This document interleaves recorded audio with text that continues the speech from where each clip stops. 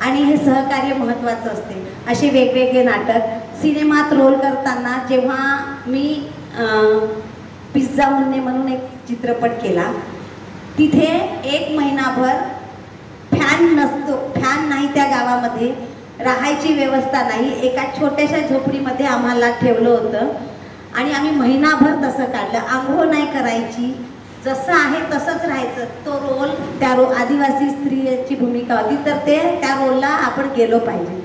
असं पण असे रोल केले आहे ना, असे पण दिवस काढले आहेत, तेव्हा कुठे नाव होत असतं. महिनाभर बिना पंख्याने कसे राहिलो असेल तर माझं मलाच माहिती, आणि ते पण मे महिन्यामध्ये.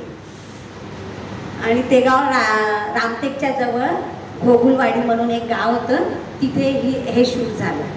अशा प्रकारचे अनुभव आणि या अनुभवातून शिकत आले. आता असं वाटतंय की जे पाहिजे ते मिळालं आहे ना, केलं आहे, पुढेही मिळेल तर करेल. परंतु जर ज्या गोष्टी मला असं वाटतंय आता की आनंद मिळत असेल तर करा, ओढून ताणून आता करू नका. मला ज्या गोष्टीत आनंद वाटेल मी ते करत असते, आणि आता जर वाटत असेल की आता मला त्रास येत आहे या गोष्टीचा, आता नको आहे, तर मी ते सोडून देते. मग त्याच्यात कितीही नाव होऊ दे, पण मला नाही पाहिजे, कारण तर मलाच आनंद नाही मिळत आहे तर मी काय लोकांना आनंद देईन, असे विचार आहे. आणि बस शेवट करते आणि मी हरिवंशराय बच्चनच्या काही ओळी वाचून जाते. नाही झालं सर, काही राहिलं असेल तर सांगून का मी बोलेल. आणि मी शिक्षिका म्हणून, माझा पेशा शिक्षिका, मी महानगरपालिकेच्या शाळेमध्ये शिक्षिका म्हणून कार्यरत आहे.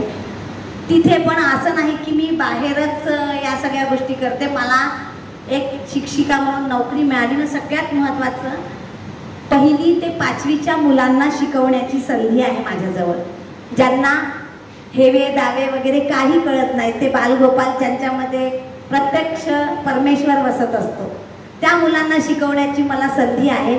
आणि ती संधी मी असं वाटतंय की मला कुठेतरी आशीर्वाद आहे की छोट्या मुलांना शिकवण्याची संधी मिळाली, आणि ती मी तेवढ्याच प्रामाणिकपणे पार पाडते. आणि असं वाटतंय की यांना जर शिकवेल, आणि माझ्या स्वतःच्या मुलीला कधीही मी जवळ घेऊन अभ्यास शिकविला नाही. फक्त माझं एक होतं की मी जर या मुलांशी प्रामाणिक आहे तर यांचं नक्कीच चांगलं होईल. तर आज दोनही मुलं माझे चांगल्या ठिकाणी चांगल्या प्रकारे शिक्षित होत आहेत, तर याचा मला खरंच गर्व वाटतंय. आणि आपण केलेल्या कार्याचं जे काही आहे ते चीज इथेच मिळत असते, काही वर वगैरे जाऊ नये. या हाताने कराल, या हाताने तुम्हाला मिळेल, असं माझे विचार आहे आणि ते मी उपभोगते आहे. बस, धन्यवाद. सगळ्यांसाठी एक प्रेरणा देणारी ही कविता आहे आणि मला आवडणारी आहे. यातून मी पण शिकत आले आणि असं वाटते प्रत्येक व्यक्ती या गोष्टीकडे लक्ष देईल तर काहीतरी आणखी चांगलं करेल. नन्ही चींटी जब दाना लेकर चलती है, चढ़ती दीवारों पर 100 बार फिसलती है. मन का विश्वास रगों में साहस भरता है, चढ़कर गिरना गिरकर चढ़ना ना अखरता है. आखिर उसकी मेहनत बेकार नहीं होती, कोशिश करने वालों की कभी हार नहीं होती. असफलता एक चुनौती है, उसे स्वीकार करो तुम.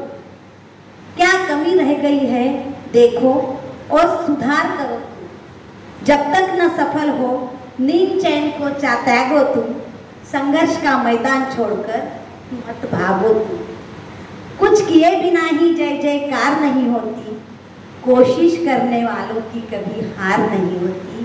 कोशिश करने वालों की कभी हार नहीं होती. धन्यवाद. आणखी एकदा या मंचाचे खूप खूप धन्यवाद मानते. आणि ही रांगोळी अतिशय सुंदर आहे, सगळ्यांनी बघाल.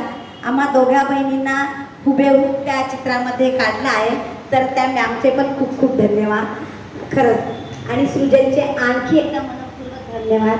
देव सर, थँक्यू सो मच.